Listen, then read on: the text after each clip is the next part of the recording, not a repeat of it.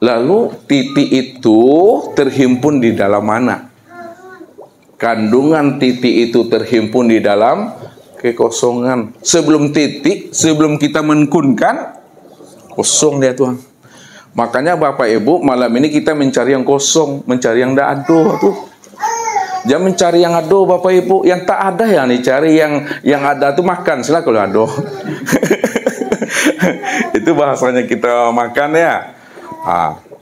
Yang tidak ada itu yang gak dicari. Yang lado jadi cari-cari ya. Nikmati aja lah tuh. Ini kaji, memahaminya. Ya, makanya dari titik inilah semuanya terjadi. Mana yang katakan titik itu?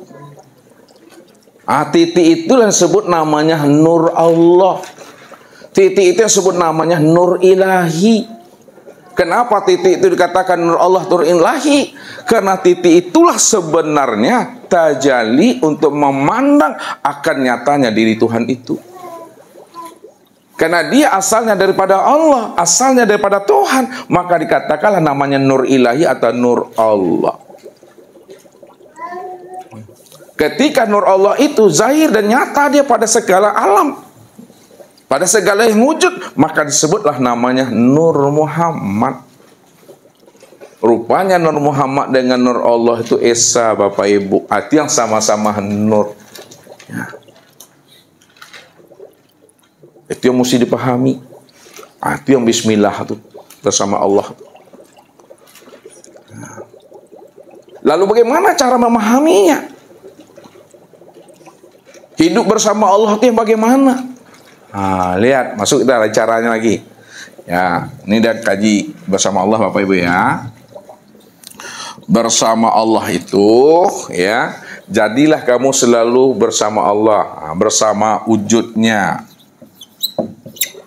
bersama samanya, bersama basornya, bersama kalamnya, bersama ilmunya, bersama kudratnya, bersama iradatnya, bersama hayatnya. Jadi hiduplah kamu selalu bersama Allah, itu maksudnya bersama wujudnya, samanya, basarnya, kalamnya, ilmunya, kudratnya, iradatnya, dan hayatnya. Itu maknanya apa? Bahwa wujudnya kita itu berdiri di atas wujudnya Allah. Wujudnya kita itu berdiri di atas wujudnya Allah. Maksudnya adanya kita itu karena adanya Allah tuh. Kalaulah adanya kita ini karena adanya Allah, maka ada kita inilah kenyataan daripada wujud dirinya sendiri. Samanya kita, pendengaran kita itu mesti di atas pendengaran Allah. Basornya kita di atas basornya Allah. Kalamnya kita di atas kalamnya Allah. Hayatnya kita itu benar-benar di atas hayatnya Allah. Maknanya Allah itulah yang benar-benar wujud. Atau maksudnya Tuhan, Allah ini yang benar-benar wujud, Allah yang benar-benar sama, basar, kalam, ilmu, qudrat, iradat, dan hayat. Kalau Allah yang benar-benar wujud, sama, basar, kalam, ilmu, qudrat, iradat, dan hayat, sekiranya kita ini wujud, maka disitulah dikatakan oleh Nabi, wujuduka zanbun. Adanya pengakuan dirimu yang merasa ada, situlah letaknya syirik itu.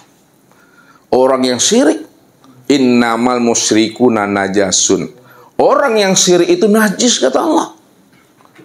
Di mana letak najisnya? Karena dia sudah menyanding-nyandingkan dirinya dengan Tuhan. Orang yang menyandingkan dirinya dengan Tuhan, maka dirinya itu najis. Di situ letaknya syirik itu. Maka syirik itu yang sebenarnya Bapak Ibu.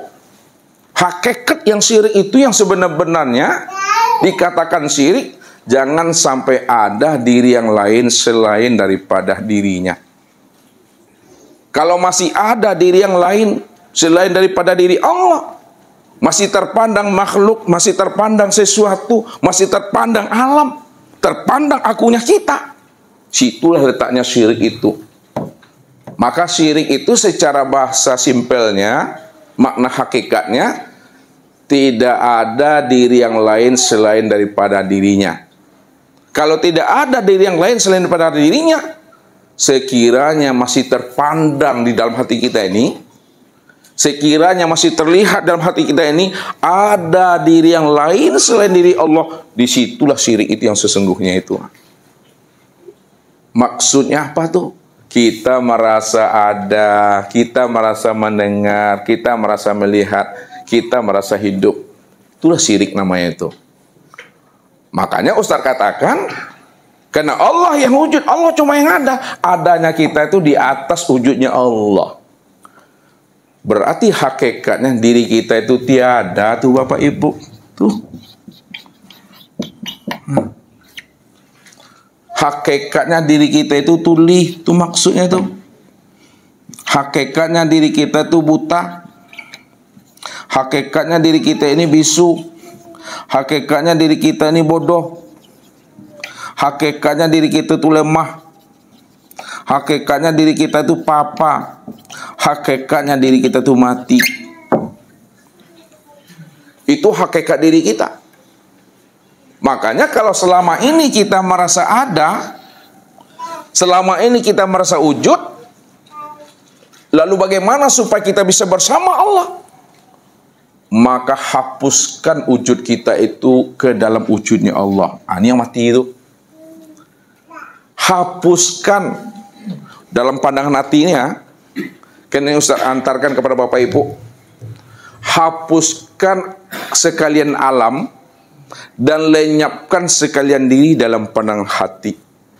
Kalau sudah hapus alam dan sudah lenyap sekalian diri dalam pandangan hati, maka disitulah nyatanya Allah yang wujud meliputi pada segala yang ada ini dan segalian daripada diri itu.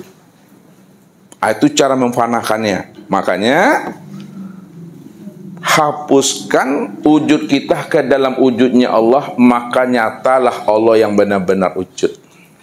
Ini dalam pandangan hati Bapak Ibu, dalam itikad. Hapuskan pendengaran kita di dalam pendengaran Allah, maka nyatalah Allah yang benar-benar sama tuh. Hapuskan penglihatan kita ke dalam penglihatannya Allah, maka nyatalah Allah yang sebenar-benarnya basar tuh. Hapuskan perkataan kita di dalam perkataan Allah, maka nyatalah Allah itu yang benar-benar berkalam tuh. Hapuskan pengetahuan kita dalam pengetahuan Allah, nyatalah Allah itu yang benar-benar ilmu. Hapuskan kuasa kita di dalam kuasanya Allah, maka nyatalah Allah itu yang benar-benar kudrat. Hapuskan keinginan kita dalam keinginan Allah, nyatalah Allah itu benar-benar yang berirodat. Hapuskan hidup kita dalam hidupnya Allah, nyatalah Allah itu yang benar-benar hidup, yang sebenar-benarnya, yang hayat itu. Ini yang dikatakan namanya orang yang benar-benar bersama Allah itu apabila dia telah keluar daripada dirinya. Bahasa Ustaz, alah baranti jadi orang. Bahasa Nabi, mutu qabla an tamutu. Ini bahasa Nabi. Mutu qabla antamutu. Nah. Matikan dirimu sebelum dirimu mati. Apa yang dimatikan sebelum diri mati?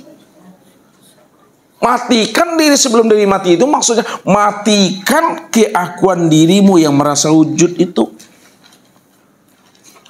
Matikan keakuan dirimu yang merasa dirimu yang mendengar, yang melihat, yang berkata dan hidup itu. Matikan itu. Kalau sudah mati Bapak Ibu, sudah mati wujud kita ke dalam wujudnya Allah, sudah mati pendengar kita dalam sami'nya Allah, sudah mati basarnya kita ke dalam basarnya Allah, rupanya Allah lah yang benar-benar wujud, Allah lah yang benar-benar melihat, Allah yang benar-benar mendengar, Allah yang benar-benar hidup itu. Itu dah bersama Allah tuh dah. Bapak Ibu dah keluar dari Bapak Ibu tuh. Bila engkau adalah engkau, maka engkau tak kenal aku. Bila engkau bukanlah engkau, pasti engkau kenal aku. Maksudnya, bila engkau adalah engkau, maka engkau tak kenal aku. Bila engkau merasa dirimu yang merasa ada, maka engkau tak akan pernah kenal aku. Tapi bila engkau bukanlah engkau, pasti engkau kenal aku. Bila engkau sudah memahami diri engkau tak ada, la haula wala quwata illa billah, disitulah engkau mengenal akan diriku. Akulah yang wujud tuh, aku yang melihat itu, aku yang hidup itu, kata Allah. Kenapa? Karena kita sudah paham diri kita itu la haula wala quwata illa billah itu. Nah, ini memahaminya. La haula nih. Nah, nanti jangan Bapak Ibu baca pandai tapi tak dapat maknanya. Nih. La haula wala quwata illa billah. Nah. Apa artinya Ibu? La haula wala quwata illa billah. Nah, kecuali Allah. Pertanyaannya sama Ma'wo dulu. Ma'wo lah tahu arti kan? Mana yang dikatakan la haula wala quwata pada diri Ma'wo, dan mana pula yang dikatakan illa billah pada diri Ma'wo? Bu Siti lagi tidak sempat berpikir Ibu. Bu Aini, Anis, Dewi. Nah, Dewi lagi. Yang mana yang la haula wala quwata pada diri Dewi, yang mana yang illa billah pada diri Dewi?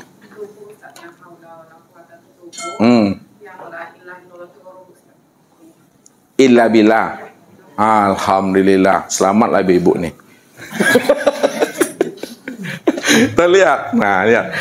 La haula wala quwata pada diri Bapak Ibu itu namanya tubuh. Ini tubuh, saya buat sini tubuh ya. Nah, tubuh.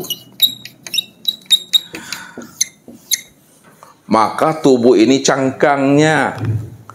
Tubuh ini casingnya nih. Tubuh ini bangkai nih kalau Ustaz bahasakan gitu. Kalau nak marah kita.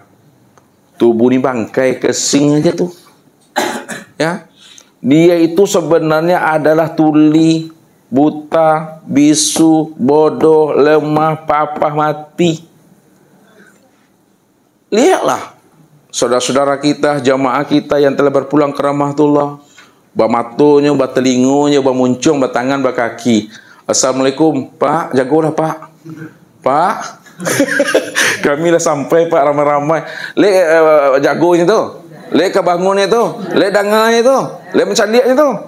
Nah, berarti mata ini bukan melihat, telinga bukan mendengar, mulut bukan berkata. Ini yang katakan casing. Ini yang katakan la haula wala quwata itu. Yang illah billah. Nah, yang illah billah pada diri Bapak Ibu itu yang ruh itu yang sebenarnya. Yang ruh Tuhan. Ruh itu yang ilah billah. Makanya bergeraknya batang tubuh itu kena ada ruh. Hidupnya batang tubuh kena adanya ruh. Melihat, mendengar, berkata, mengetahui hidup itu kena ruh itu. Dari dalam penjabaran ilmunya Bapak Ibu, kalau kita bagi diri kita kepada dua dalam hal ini, ada namanya diri yang KW, ada diri yang ori. Yang KW yang mana Pak Ben? Yang KW ini yang tubuhnya KW namanya nih. Yang ori? Yang ori itu ruh. Ini yang diri Bapak Ibu, ini yang mesti dikenal. Namanya mengkaji diri.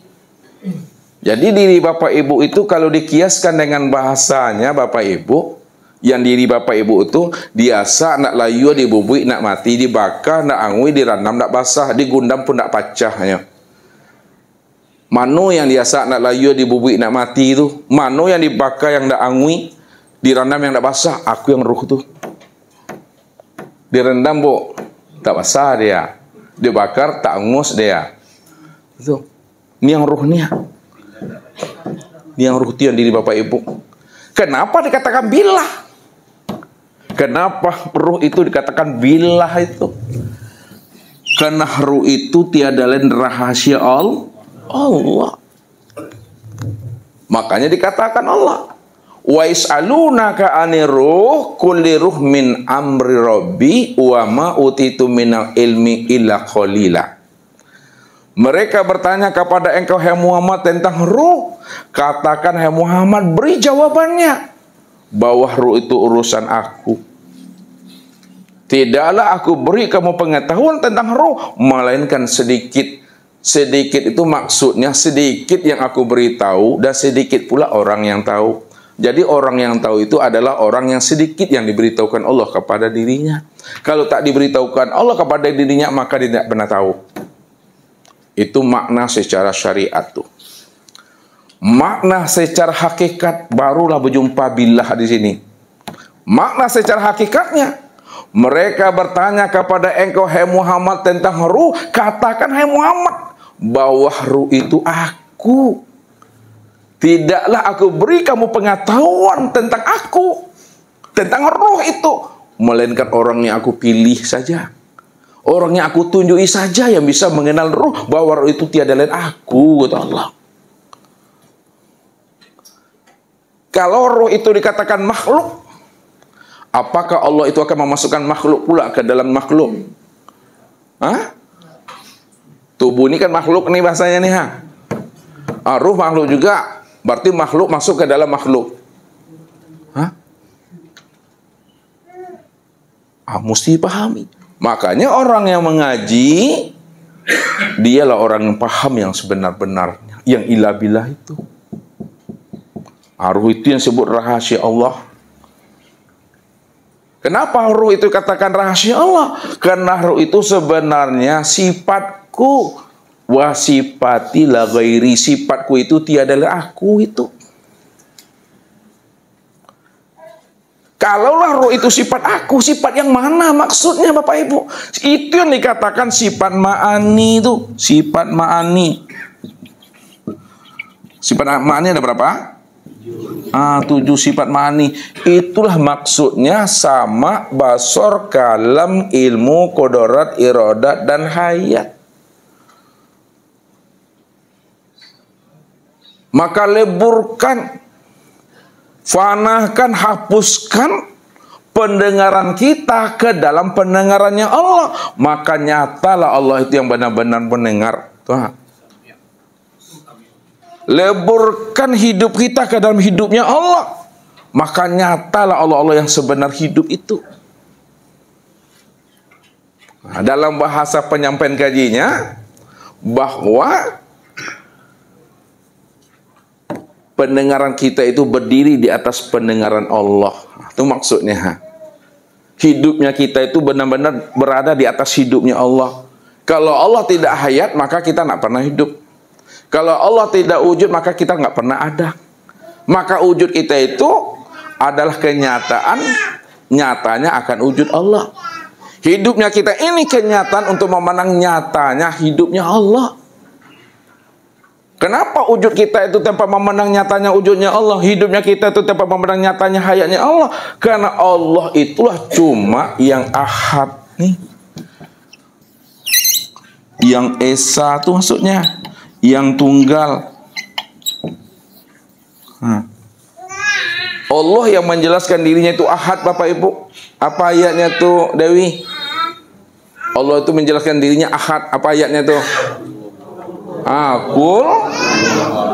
Qul huwallahu ahad. Nih, katakanlah bahwa Allah itu adalah ahad, esa. Tidak ada diri yang lain selain daripada dirinya. Hanya Dia semata-mata yang wujud, Bapak Ibu. Kalau Dia semata-mata yang wujud, Dia semata-mata yang ada, Dia cuma yang esa, maka disitulah dirinya itu dinamai juga dalam kaji wahdatul wujud. Wahdatul wujud, keesaan akan dirinya.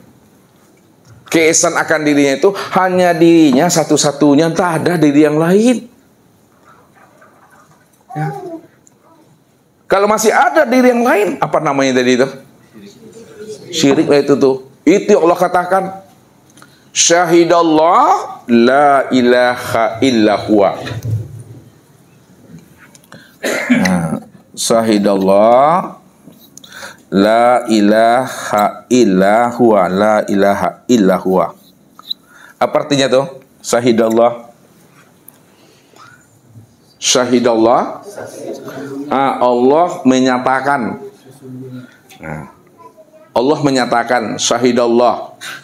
Allah menyatakan, la ilaha illa huwa. Tidak ada yang nyata dan yang wujud melainkan dia. Kalau dia itu kan masih jauh tuh ke Bapak Ibu kan. Makanya dalam Al-Quran itu juga dikatakan la ilaha illa ini ya. La ilaha illa anta. Allah menyatakan tidak ada yang wujud dan yang nyata, melainkan yang wujud dan nyata itu adalah engkau. Tadi dia, engkau lagi. Engkau tuh udah nampak tuh. Walaupun masih berjarak Bapak Ibu, tapi udah nampak dia. Dalam ayat ini, la ilaha illa ana. Tidak ada yang wujud dan yang nyata melainkan aku. Jadi Allah menyatakan dirinya. Tidak ada yang wujud, tidak ada yang nyata, melainkan yang wujud dan yang nyata itu aku, kata Allah. Aku yang wujud, aku yang nyata, aku yang awal, aku yang akhir, aku yang zahir dan aku yang batin. Kalau dia cuma yang wujud, dia cuma yang nyata, dia cuma yang ada, awal, akhir, zahir dan batin. Pertanyaannya Bapak Ibu, adakah sesuatu selain dirinya? Adakah alam selain dirinya? Kalau tidak ada sesuatu dan alam selain dirinya, lalu siapa yang ada semata-mata? Allah yang ada semata-mata. Makanya Allah katakan, kullu syai'in, ini, kullu syai'in halikun illa wajhahu. Apa artinya ini kullu syai'in? Tiap-tiap segala sesuatu halikun, tidak ada, binasa, fana, illa wajhahu, kecuali apa? Kecuali dirinya, kecuali zatnya. Rupanya tidak ada alam, tidak ada sesuatu, tidak ada makhluk, yang ada cuma Allah. Allah yang bilang tuh. Kalau Allah cuma yang ada, Allah cuma yang wujud, lalu alam, sesuatu dan makhluk itu apa bagi Allah? Itu bahasanya alam dan sesuatu itu bagi Allah nih, dalam bahasa syariat disebut apa namanya? Makhluk tuh. Makhluk atau ciptaan namanya tuh. Ini dalam bahasa syariat tuh. Dalam bahasa syariat, alam dan sesuatu itu disebut makhluk, sebut namanya ciptaan. Dalam bahasa thariqat, alam dan sesuatu itu disebut cermin. Cermin apa? Cermin Allah.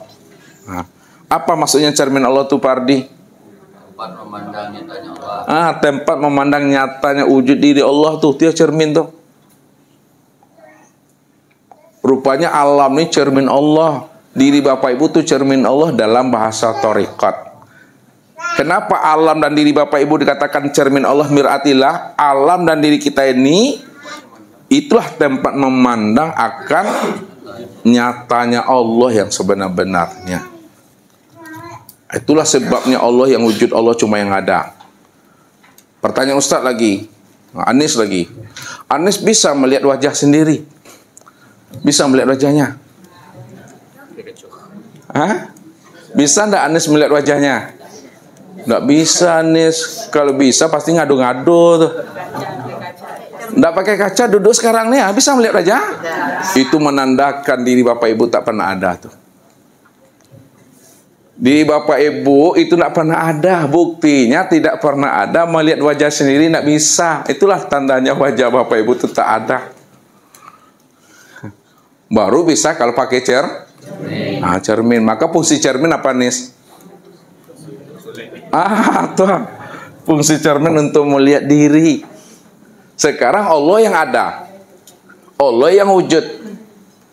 Kalau Allah yang ada dan Allah cuma yang wujud, lalu siapa yang ada tampak sama Bapak Ibu? Siapa yang ada tampak sama Bapak Ibu pada alam dan pada diri?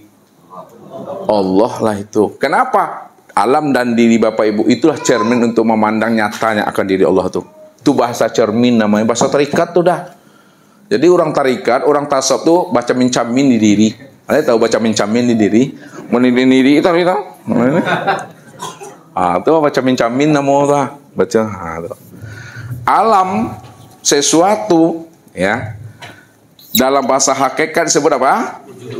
Wujudullah. Ini dia wujudullah. Atau namanya ainullah. Atau disebut namanya hakikatullah. Itu dia. Wujudnya Allah, nyatanya Allah, yang sebenar-benarnya Allah. Itu secara hakikat tuh wujudullah namanya. Secara makrifat maka alam dan sesuatu disebut tiada lain. Di alas kata tuh tiada lain adalah Allah. Kalaulah tiada lain adalah Allah, tiliklah mati. Tiada lain itu bukan adalah Allah itu sendiri. Kenapa Allah itu sendiri? Karena dia cuma yang ahad. Yang mesti pahami itu ahad. Ya, bukan Ustadz mengajari Bapak Ibu ingin jadi Tuhan pula. Ya, tidak ada Ustadz mengajari Bapak Ibu ngaku-ngaku Tuhan, apalagi merempuh hak Tuhan pula. Yang Ustadz ajarkan memahami tauhid murni, tiada lain adalah untuk mengesahkan Allah semata-mata yang wujud. Maka kalam-kalam daripada orang-orang arif billah, Syekh Mansur Al-Halaj, ya, Abu Yazid ya, Al-Bustami, Syekh Siti Jenar, ya, kemudian Ibnu Arabi dengan kalam-kalamnya anallah Allah fi jubati, ya, ya. Aku yang hak, aku yang Allah itu Allah berada dalam jubahku. Sebenarnya Bapak Ibu, ajaran yang disampaikan dalam bahasa ini kalau dikatakan hajaran namanya hulul, ittihad, wahdatul wujud. Wahdatul wujud, kemudian manunggaling. Manunggaling itu. Sebenarnya kata-kata hulul, ittihad, wahdatul wujud, manunggaling ini maksud sebenarnya mereka ingin menjelaskan kepada umat ini hanya Allah saja cuma yang ada. Hanya Allah saja cuma yang wujud, selain Allah tak pernah ada. Ya. Ini yang Ustaz katakan selalu. Karena beliau sudah paham, karena beliau sudah mengerti Allah cuma yang wujud, Allah cuma yang ada, lalu dizahirkannya dalam bentuk kata-kata, maka makin tak jelas maknanya lagi. Dizahirkannya dalam bentuk pengetahuan yang sudah jelas, maka makin tak jelas maknanya bagi orang yang memahaminya. Bagi orang yang mendengarnya makin tak jelas. Contohlah Ustaz katakan, Bapak Ibu sudah berada di majelis sekarang nih, lalu bapak-bapak tanya juga, Pak Ustadz, yang majelis tauhid itu mana Ustadz? Ustadz kan sudah paham yang majelis itu mana, karena Bapak Ibu sudah berada di majelis. Lalu Bapak Ibu bertanya juga sama Ustadz, Ustadz, yang majelis taklim tauhid robbani itu mana Ustadz? Lalu Ustadz sampaikan. Ketika Ustadz sampaikan, tentu nampak wujudnya, nampak orangnya, atau tunjuklah dinding, atau tunjuklah namanya tiang nanti itu. Nih, majelis taklim itu yang ini Pak Ibu nih. Ini apa namanya? Tuh tunjuk nanti tiang itu lagi. Nih ya. Itulah maksudnya, kalau Bapak Ibu udah paham tentang Allah, sudah mengerti tentang Allah, tak boleh dijelas-jelaskan juga lagi. Kalau dijelaskan makin tak jelas lagi itu, makin tak paham. Maka orang yang sudah kenal dengan Allah, dia cuma yang wujud, dia cuma yang ahad, dia cuma yang tunggal, dia yang awal, akhir, zahir dan batin, kala lisanahu, Maka ketika itu Bapak Ibu kelu lidah itu diam sajalah lagi. Diam yang di dalam paham maksudnya. Kalau udah paham, payah Bapak Ibu menjelaskan juga lagi. Kalau dijelaskan, tak jelas lagi maknanya itu. Ya kan? Makanya orang yang sudah mengenal Allah, berat bagi dirinya, sulit bagi dirinya bercerita tentang diri Allah. Orang yang kenal Allah saja berat, sulit bagi dirinya bercerita Allah, Bapak Ibu. Apalagi orang tidak kenal Allah, tapi lebih sulit lagi Bapak Ibu. Makanya dijelaskan Allah, wa antakulu 'alallah ma la ta'lamun. Haram bagimu, haram bagi seseorang bercerita tentang aku, kata Allah, padahal dia tidak mengenal aku itu yang siapa. Dia tak mengenal dirinya.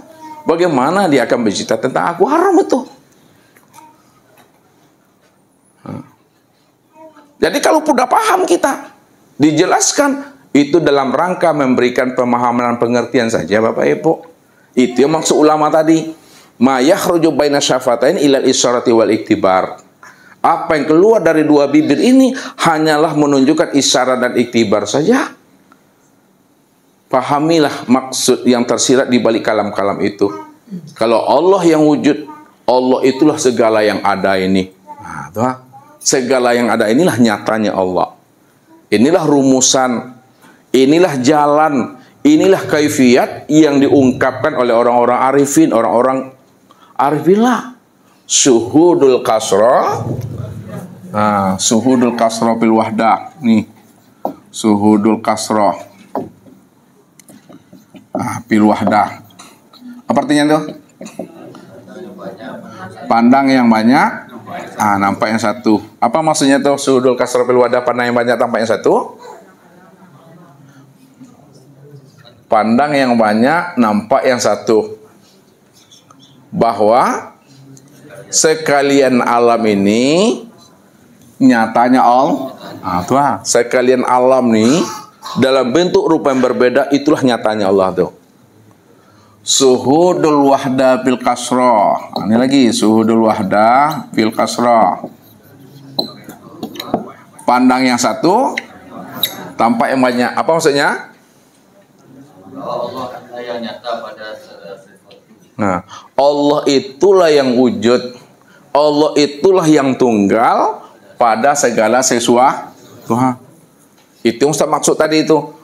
Allah tuh segala-galanya, dan segala-galanya itulah nyatanya Allah tuh. Yang terakhir. Apa yang terakhir? Suhudul wahda. Fil wahda. Ini apa pula maksudnya nih, Pak Ben?